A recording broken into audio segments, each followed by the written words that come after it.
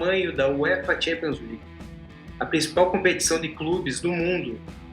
Quanto que ela rendeu para a instituição e para os clubes no ano passado? Isso e muito mais no Gestão em Campo de hoje.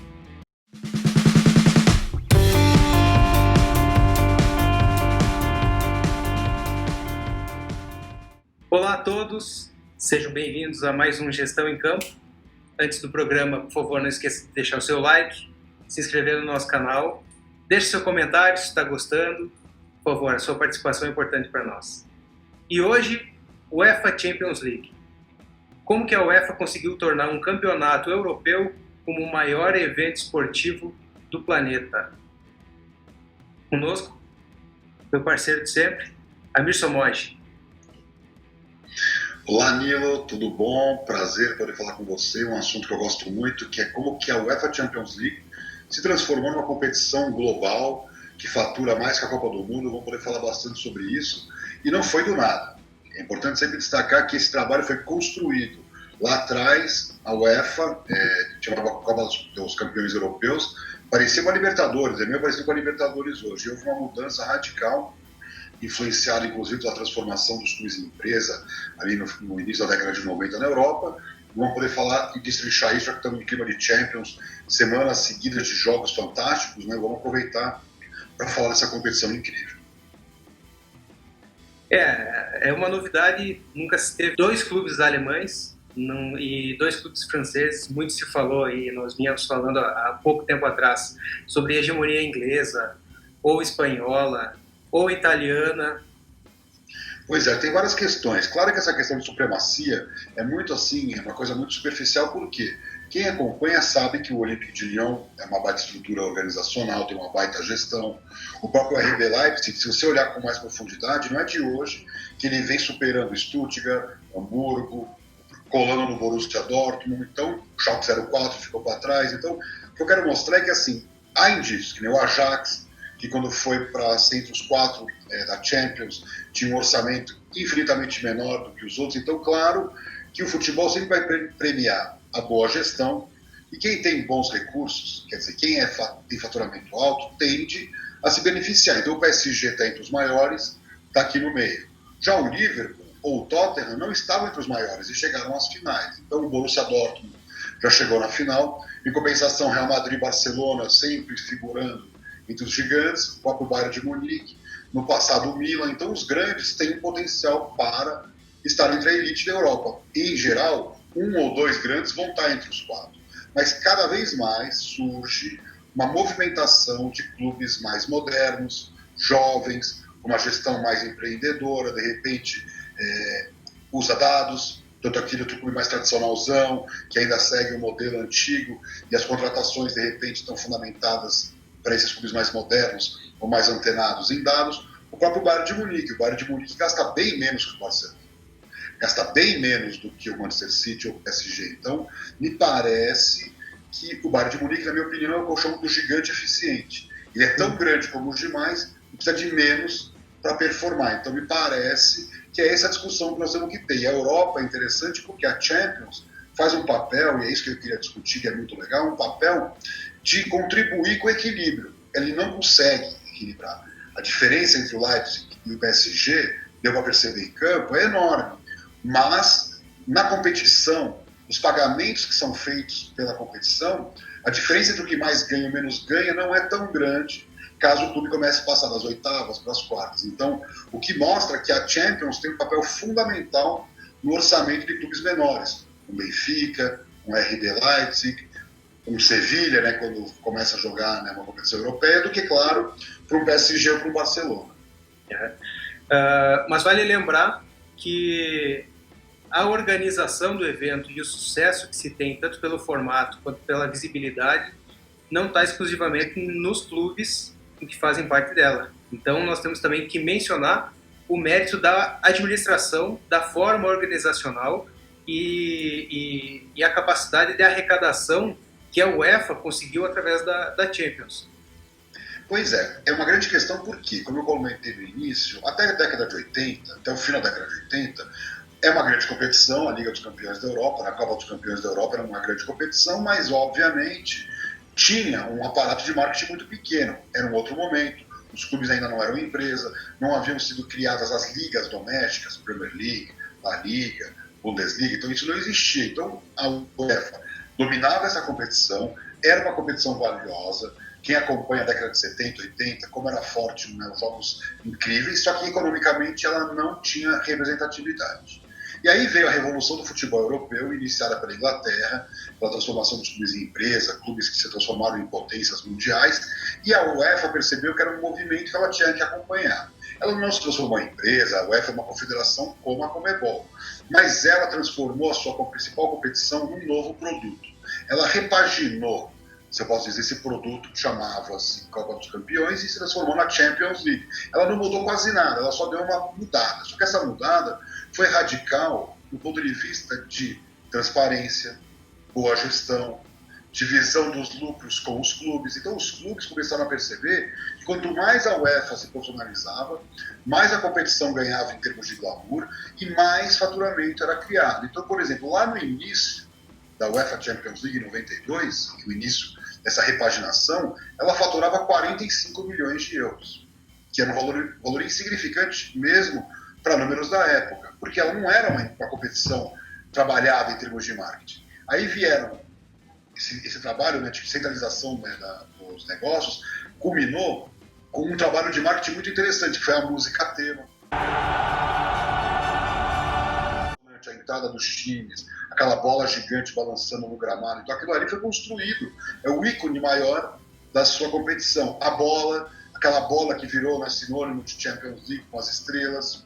As ações de marketing de patrocinadores, né, o que a Heineken, por exemplo, fez. E o ponto central, que eu acho que foi a cereja do bolo, que antes você tinha, né, na antiga competição, a final em 2 jogos, na casa de um e na casa de outro. E aí, com a Champions, você vem e culmina com aquele que é a grande final, né, um conceito mais ligado à NFL da grande final. Então você tem aí um crescimento muito grande dos contratos televisivos, e apenas em 7 anos, um valor que era de 45 milhões de euros saltou para quase 500 milhões de euros. Em 7, 8 anos, aumentou em 10 vezes, nunca cresceu tanto. Hoje, a Champions é um negócio astronômico, um faturamento de quase 3 bilhões de euros, e um dia foi de 45 milhões de euros. Então, sim, essa construção foi muito centrada na boa gestão da competição. Então, transparência na administração dos recursos, no repasse aos clubes. Os clubes, né, que jogaram a última Champions ficaram com 2,1 bilhões de euros dos 2,9 bilhões gerados. Então, um número bastante elevado. E eu acho uma coisa interessante que a Champions trabalha com um conceito de meritocracia econômica. Além da questão esportiva, se você vai até a final, você ganha mais do que aquele que caiu antes. Mas, principalmente, os mercados que mais representam para a televisão. Então, por exemplo, se a Inglaterra gera mais receita do que a Itália, por exemplo, com TV, os times ingleses, quando jogam a Champions League, se remuneram mais do que os times, por exemplo, de outros países, como eu citei. Então, por exemplo, é como se os times brasileiros ganhassem mais da Libertadores, porque os times brasileiros geram mais receita que os times argentinos ou mexicanos, ou chilenos ou peruanos. Então é interessante, porque é uma meritocracia de mercado, fortalecendo ainda mais os mercados locais. Um outro ponto que eu acho legal, Nilo, para até te passar a palavra, assim, o que mais ganha passa dos 100 milhões de euros. Então o Liverpool, no ano passado, faturou 111 milhões de euros. O último colocado, o 32º colocado, 19 milhões de euros. Você fala, nossa, que diferença brutal. Sim, mas os 19 milhões de euros do último colocado, do 32º colocado, que foi o AEK Atenas, é maior do que o campeão da Libertadores. Então eu queria te passar a bola, né, com esse número que é assustador, que a Libertadores dobrou o pagamento, e mesmo tendo dobrado o pagamento, né, a diferença é tão grande das competições, enquanto a Champions fatura mais de 2 bi, a Libertadores não chega a 180 milhões de dólares. Então, o que nós temos? Um gap enorme que demonstra que não é só uma questão de PIB. Tem o PIB, mas tem também a gestão, e é aí que eu queria chegar. Porque a Conmebol passou por uma avalanche de denúncias, enquanto a UEFA vai nadando de braçada, com compliance, com boa gestão. Temos até algumas imagens que você vai depois compartilhar, que mostram isso, que é o tamanho da boa administração da UEFA em relação até à própria FIFA. Sim. Uma coisa que, sem dúvida nenhuma, ela se deu por conta antes do que o resto do mundo inclusive a própria FIFA, para eventos esportivos, foi o quanto os Estados Unidos sabia tornar o esporte um espetáculo. E como tu comentou ali, né, cara, quando tu vai viver aquela experiência, tu não tá indo assistir um jogo de futebol, tu tá indo viver uma experiência, tu tá indo com a certeza de que tu vai se emocionar, que tu vai ter sim uma qualidade de jogo. E o que a gente sempre fala no nosso programa é que cada um fortalecido, o todo acaba se fortalecendo. Então ela repassando, ela arrecadando mais, dentro de estratégias boas, ela vai repassar também para os clubes cada vez mais recursos.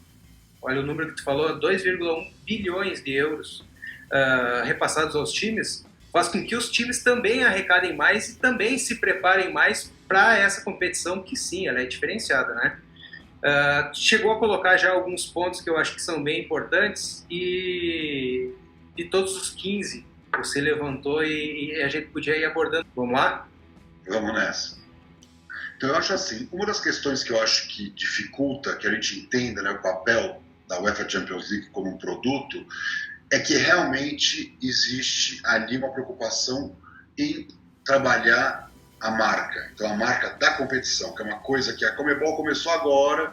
Então quando você fala em patrocinadores ativando, quando você fala na bola da competição, quando você fala no hino, quando você fala na transparência, você vai listando todos os itens fundamentais, porque a UEFA é assim, não é de agora, não é porque teve uma corrupção e aí vamos mostrar ao mundo, não, era uma coisa natural, você abria lá o report da UEFA todos os anos e via quanto cada clube recebeu, para onde foi o dinheiro, os gastos operacionais, porque claro, você liga a televisão e vê lá, operação dos jogos da UEFA Champions League. Você olha para aquilo e fala, nossa, aquilo demanda custo. Claro que demanda 50, 60 milhões de euros, quer dizer, mas perto do que custa para a UEFA pagar aos clubes, então a responsabilidade grande da UEFA não é em fazer a competição simplesmente, é fazer a competição, que é importante, sem dúvida, mas principalmente comercializar essa competição cada vez melhor, porque eu estou vendo os números não estão crescendo.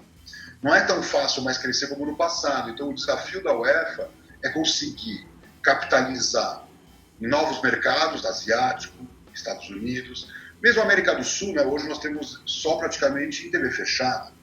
A UEFA já transmitiu em TV aberta e fechada em vários canais, então ela tem condições de crescer, inclusive, no mercado brasileiro. Agora, o que chama muita atenção, que eu acho que é o ponto principal dela, que não é simplesmente o que ela fatura. Ela fatura bastante, mas é o impacto econômico para a cidade sede que recebe a final. Esse impacto econômico é brutal, porque, além do jogo, nem todas as pessoas que vão para a cidade sede, ou é em Madrid, ou se é em Paris, ou se é em Lisboa, não importa, sempre vai ter um impacto maior de pessoas do que o jogo comporta. Então, as pessoas da região vão para lá, vão para os bares, vão ver, sentir o clima. Então, é como a NFL faz. A NFL, todos os anos, faz uma escolha para onde vai o Super Bowl. Eu acho que isso que a UEFA fez é um diferencial que agora a Conmebol começou a fazer. Então você percebe que é uma coisa natural da construção de um negócio. Muita transparência, boa gestão e sempre pensando em inovação de marketing. Eu acho que é aí que faz a grande diferença, que o faturamento da UEFA com seus patrocinadores, só com a Champions, supera os 410 milhões de euros. E um ponto que eu acho que é bem importante é o seguinte, essa estratégia, quando você pensa em 2 jogos de final, ela vai lá e transforma em um único jogo. Pô, mas aí tá perdendo chance de arrecadar? Não, ela tá tornando aquele negócio, aquele jogo, cada vez mais especial. E vai ter mais gente interessada, não em assistir só o primeiro jogo, ou assistir o primeiro e o segundo, de repente vai deixar só para o segundo, para saber quem de fato vai ser o campeão. Não. A experiência está exatamente nisso, em um único jogo, e a gente conseguiu ver isso agora na Libertadores, nessa última Libertadores, é aquele momento para arrecadar, para mostrar as marcas, para vender o intervalo e para fazer com que aquela sede de fato seja especial. Você vai ter um único jogo e num local específico já estabelecido para que o local se prepare para receber esse espetáculo e não só na casa de um ou na casa de outro, onde as pessoas eventualmente não consigam se preparar para receber um espetáculo desse tamanho, né? E tem uma questão também que eu acho que acaba de citar, que eu acho que me chamou muito a atenção, foi a definição que a UEFA teve de criar essa super competição para acabar logo, inclusive por conta do coronavírus, que mostra uma certa inovação, né, Nilo? Porque assim, poxa, nós podemos pensar que a UEFA tem lá meia dúzia de diretores que ficam pensando fechados numa sala. Não, eles estão antenados de que eles precisam terminar logo essa competição, porque tem que fazer as entregas para os patrocinadores. Jogo único, quer dizer, olha o peso, quer dizer, o jogo único transformou o jogo que teria ida e vinda na casa de cada clube, então você tem lá os impactos dobrados para o patrocinador, mais audiência televisiva, quer dizer, só a final em jogo único. Eles reformularam em forma emergencial por conta da pandemia, mas assim, é um show pensar que modernização é essa que eles conseguem de forma inteligente e adaptada aos riscos, né, tentando controlar ao máximo os riscos. Aí decidiram para Portugal, que era uma região onde tinha menos casos, estádios vazios, obviamente, e tiro curto para acabar logo. Então nós estamos vivendo o que eu chamo de uma revolução, que nunca tivemos jogos de tanta qualidade, jogadores tão impressionantes em semanas seguidas, né, o que eu chamei, que acontece na NCAA, que é o esporte universitário, chamam de March Madness, que no mês de março as competições começam e terminam no mês de março, então é uma loucura, as audiências são absurdas, chega a ter jogo no estádio para 80, 90 mil pessoas, então é um pouco disso que eu brinquei que a UEFA conseguiu fazer, então mostra uma flexibilidade em função das dificuldades que nós estamos enfrentando, porque se você quisesse fazer um modelo, pegar avião, concentração, não ia funcionar, então eles criaram esse modelo que não é o ideal, porque claro, estamos vivendo uma pandemia, mas que eles estão conseguindo neutralizar um pouco as perdas, que vão ser enormes, especialmente para os clubes, por conta da bilheteria, com uma eficiência na competição e, obviamente, pelo que eu andei lendo, os jogos estão tendo altas audiências globais, porque, óbvio, está todo mundo em casa, está todo mundo ainda meio que em quarentena, e principalmente tendo semanas e semanas corridas de grandes jogos. Bom, agora nós vamos falar da Champions League 2020. 4 semifinalistas, nós já temos nesse momento um finalista definido da próxima final entre Bayern de Munique e Lyon, vai ser um jogão. Se esperava já PSG e se espera a princípio do outro lado o Bayern. Mas você fez um levantamento, Amir, sobre os 4 semifinalistas, os números que eles têm, quanto eles alcançam e quanto eles produzem como clubes nas suas naturezas jurídicas, cada uma nas suas especificidades, né? Pois é, acho que é interessante citar que cada ano nós temos algumas surpresas. No ano passado foi a supremacia inglesa com Tottenham e Liverpool, tivemos aí já a supremacia espanhola com Real Madrid e Atlético de Madrid, o Barcelona conquistando títulos, você tem o Ajax, que chegou com o menor orçamento de todos, menor que o do RB Leipzig, por exemplo. Então, assim, falando do jogo PSG-RB Leipzig, foi muito interessante porque são 2 modelos bem diferentes. Você tem o PSG, que tem uma injeção de capital externo gigantesca, né, do mundo árabe, o seu dono, só para as pessoas terem uma ideia, né, que é o Sheik do Catar, ele tem um total de ativos, né, o fundo soberano do Catar supera os 500 bilhões de dólares, só para as pessoas terem uma ideia, o PIB de um país muitas vezes não chega a 500 bilhões de dólares, é o tamanho, só para a gente poder ter uma ideia do que é o dinheiro do grupo. Então, o que seria 636 milhões que foi o faturamento do PSG em 2019, né, na verdade,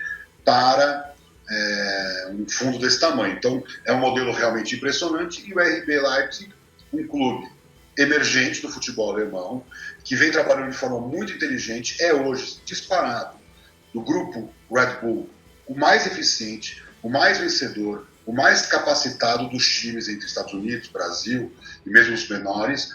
Por quê? Porque entrou no melhor modelo, que é o modelo alemão. O modelo alemão ele permite que um clube rapidamente cresça em termos de faturamento de TV, porque lá a televisão paga muito próximo entre o último colocado e o primeiro colocado. Então o RB Leipzig veio de quarta para terceira, para segunda divisão, tem uma polêmica enorme na Alemanha, porque o alemão ele tem um modelo, eu vou falar do Bayern de Munique, que é esse modelo mais sólido, que é o modelo que é o seguinte: ou o sócio do clube detém 51% das ações, quer dizer, o clube não permite que magnatas russos, árabes comprem o clube, como aconteceu, por exemplo, com o PSG, Chelsea ou Manchester City, ou uma empresa é dona de um clube. Então, por exemplo, o Wolfsburg é da Volkswagen, o Bayer Leverkusen, que é da Bayer. Então você tem aí esse modelo já definido. O alemão é bastante rígido e ele definiu. E aí o RB Leipzig, ele entrou numa zona cinzenta, porque ele não poderia ser como o Bayern de Munique, por exemplo, porque ele não teria a condição de ser 50% mais um, mas ao mesmo tempo ele não é como o Wolfsburg, que estava 100 anos ali, já um clube tradicional. Então houve uma grande polêmica, mas isso acabou sendo superado, e hoje o Red Bull Leipzig compete junto com o Borussia Dortmund como a segunda força do futebol alemão. Superou Stuttgart, Hamburgo e até o Schalke 04, que sempre foi uma potência no mercado alemão. Então é bem interessante também, porque era difícil acreditar que a supremacia do Bayern de Munique seria superada por alguém. O Borussia Dortmund veio, né, de um projeto muito bem sucedido, e hoje temos o RB Leipzig. Não consegue competir, foi muito difícil. Quem viu o jogo percebeu a diferença, né? A folha salarial, por exemplo, do RB é de 110 milhões de euros contra 371 milhões de euros do PSG. O PSG tem a maior folha salarial dos 4 semifinalistas da Champions. Ele só perderia em folha para o Real Madrid e Barcelona hoje. O PSG é o terceiro clube que mais gasta no futebol europeu. E aí temos a outra semifinal, o Bayern de Munique e o Olympique de Lyon. O Bayern de Munique, como eu citei, o melhor modelo, né, de gestão do futebol alemão, segue à risca esse modelo de 50% mais um, quer dizer, os sócios que detêm, né, a cadeira no estádio, ou mesmo, né, são membros do clube, têm o direito a voto lá na sua organização, e assim o clube só pode vender o excedente de ações, não as ações que ficam dentro da associação. Então o que acontece? Hoje o clube tem acionistas como Adidas, Allianz, Audi, que eles chamam de AAA. É um clube que faturou 660 milhões de euros, tem gastos salariais da ordem de 329 milhões de euros, subiu bastante, gastava até menos antes. O Bayern de Munique cresceu muito em receitas comerciais, ele cresce muito globalmente, muito mais que seus concorrentes, por isso que ele está supremo lá no futebol alemão, não tem para ninguém. Ele é um clube que lucra entre 35 e 40 milhões de euros ano, que é uma coisa impressionante, dado o tamanho dos seus gastos. Quer dizer, ele vem trabalhando de forma muito equilibrada, é disparado o mais equilibrado financeiramente dos 4 semifinalistas. É, na minha opinião, hoje um modelo muito bem sucedido em termos de administração, o Bayern de Munique. E aí o Olympique de Lyon, que tem uma diferença em relação ao PSG, que tem muita tradição, vem trabalhando a boa administração desde a década de 90, tem ações na Bolsa, por exemplo, já há muito tempo, embora isso tenha prejudicado o clube na crise, por exemplo, de 2008, depois mais recentemente também. Então, é um clube que sofre com a perda, né, de potencial por conta do seu mercado, que é o mercado menor, é o 5º mercado, né, de futebol na Europa, e ele sofreu ainda mais recentemente com essa ascensão do PSG. Então o Lyon, de superclube, de supercampeão, dominava o mercado francês, foi perdendo espaço não só para o PSG, mas também para o Monaco, que é um outro clube de magnata, que é um russo, que é muito rico, e que vem trabalhando muito bem na categoria de base. Então o que fez o Olympique de Lyon ao longo da vida? Não foi um time que investiu pesado em grandes salários. A folha salarial do Olympique de Lyon é de 131 milhões de euros, só comparando do PSG de 371 milhões de euros. Então qual é a grande diferença? O Lyon sempre investiu muito na categoria de base. Então ele foi investir, por exemplo, em categoria de base na África, nas periferias da França, sempre olhando para jogadores miscigenados, porque, embora os racistas não gostem, os jogadores miscigenados são os melhores jogadores que existem, por isso que o Brasil é tão bom no futebol. Está provado cientificamente que a mescla traz, sim, qualificação para o jogo, para o futebol de uma maneira geral. Então, o Lyon sempre foi buscar, de forma inteligente, craques, e o time é repleto de jogadores, teoricamente, de um extrato mais simples, mais sofrido da sociedade, nas periferias, onde ele foi buscar seus craques. Então ele é um clube que fatura 221 milhões de euros, um pouquinho mais que o RB Leipzig, muito distante do PSG, não tem uma ajuda do grupo Qatari, mas conseguiu investimento chinês para fazer um estádio moderníssimo, e isso é um dos fatores que vai fazer o clube crescer no pós-Covid, claramente, já cresceu na mudança, né, para uma arena mais moderna. Então, são 4 clubes completamente diferentes, em mercados, ainda que europeu, trabalhando com regulações e modelos bastante diferentes. Eu, pessoalmente, Na final, caso aconteça a ida do Bayern, vou torcer para o Bayern, porque eu sempre torço para aquele modelo de gestão que mais me representa. O PSG, por exemplo, tem inflação de patrocínios, para driblar o fair play financeiro, tem várias questões que eu não concordo, embora respeite o crescimento da gestão do clube, tem muita coisa positiva no marketing do PSG, como, por exemplo, a aliança com a Nike, que é incrível o trabalho que a Nike e o PSG fazem globalmente, mas isso também é uma opção minha, né? Eu misturo mesmo na gestão com torcida, eu sempre vou torcer para um modelo de gestão mais sólido, mais eficiente, e por isso que eu gosto muito do Bayern de Munique, mas acho que o nosso papel aqui, né, Nilo, é discutir o que está acontecendo no mundo, quais são os modelos de administração, e é indiscutível, o PSG ocupou um espaço, assim como o Manchester City, e assim como o Chelsea já tinha tomado. Então, esses clubes de magnatas devem ser sempre enxergados como uma realidade nova do mercado, e isso vai acontecer no Brasil, como vai acontecer lá com o Red Bull Bragantino, tende a acontecer quando os clubes virarem empresa e caírem na mão de grupos empresariais, porque com mais investimentos os clubes tendem a prosperar muito mais. Já vou deixar aqui, inclusive, o nosso compromisso de fazer um programa sobre as várias possibilidades de clube, do clube empresa, SA, associação, cada exemplo de situações em que foi sucesso, que não foi, que deu errado. E algumas curiosidades com relação a esses clubes é o seguinte: o presidente do Lyon, nos anos 2000, ele falou que um dos focos do investimento dele era contratar brasileiros, especificamente brasileiros. Foi quando o Juninho Pernambucano foi para lá e eles ganharam tudo que podiam. Um exemplo que agora vem se retomando um sucesso, mas quando o magnata russo comprou o Mônaco, foi mais ou menos na mesma época em que ele comprou o grupo do Qatar, o fundo do Qatar, comprou o Paris Saint-Germain. Foi em 2011. A diferença é que nesse meio tempo o russo se separou e a metade da fortuna dele acabou indo para a esposa. Então foi um momento que ele tinha gastado muito em montar um super time, que é o que hoje o Paris Saint-Germain tem, e ele não pôde manter esse time, vendeu tudo e hoje está investindo nas categorias de base e está tendo sucesso a partir disso. No caso do Qatar não tem tanto perigo, porque o Sheik nunca vai ser processado pela ex-esposa, né? Tem nenhuma chance, até porque, você mencionou, a fortuna deles é de aproximadamente 500 bilhões de dólares, e o que eles investem proporcional à fortuna desse fundo no clube é 0,2% da fortuna. Então, ainda que seja muito dinheiro, para eles não é muito dinheiro, não. Agora, imagina o retorno que isso causa para tudo que eles precisam, que é o soft power no futebol, né?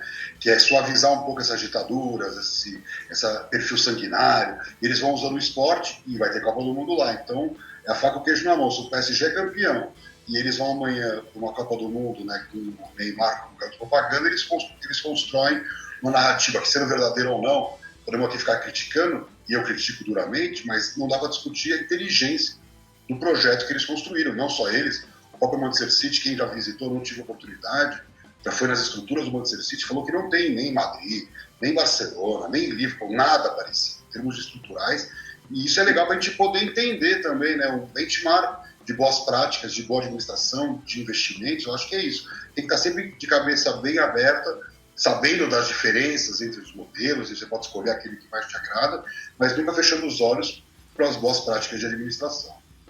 E fica muito claro que eles seguem sempre um planejamento estratégico. Que todas essas reformas, em especial o Paris Saint-Germain, ele buscava atingir um público diferenciado da França, que não era o consumidor do futebol, e que hoje tu vai assistir um jogo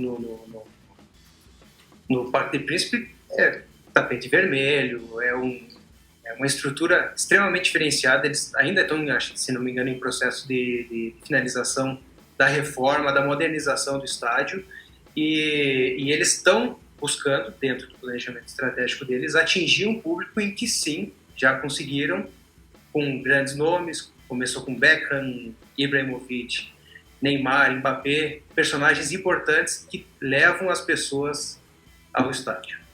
Ficou, então... O estádio do PSG é o maior ticket médio do futebol europeu hoje, mais que qualquer outro, até porque ele é menor, então eles têm que faturar mais, né, para poder equilibrar. E é impressionante, porque o time é campeão todo ano, vai ser campeão na França, não vai ter jeito, e se ele for campeão da Champions, tende a subir ainda mais o valor do ingresso no ano seguinte. Então, quando voltar à normalidade, um novo normal, é um PSG ainda mais forte do que antes. Legal. Ficou então nosso compromisso, Amir, fazer um programa sobre clube-empresa. Não significa necessariamente que um bilionário assumindo você vai conseguir ter um super time sempre. Percalços acontecem, seja numa SA, no caso do Lyon, seja com um bilionário, no caso do Mônaco, mas tem os bons exemplos que também a gente vai citar nesse programa em especial. O UEFA Champions League é um monstro, vamos ver como é que vai ser essa final desse ano. Mesmo com pandemia, tá chamando a atenção, tá fazendo da competição o que de fato ela é e do tamanho que ela pode ser, né? Com certeza, eu acho que é um ensinamento de como transformar o futebol em algo realmente, um produto muito bem acabado de entretenimento, não só para o torcedor, mas para o patrocinador, porque o que os patrocinadores da UEFA Champions League aproveitam globalmente dessa dimensão do negócio é algo que a gente tem que pensar, que não é simplesmente o torcedor, é o torcedor e o patrocinador que também paga essa conta. Muito legal. Amir, obrigado mais uma vez. Terça-feira que vem a gente se encontra com um novo assunto, com um novo convidado. E é sempre um prazer aprender com os números da Sport Value. Obrigado mais uma vez. Valeu, Nilo. Até a próxima. Um abraço. Tchau, tchau, gente. Tchau, tchau.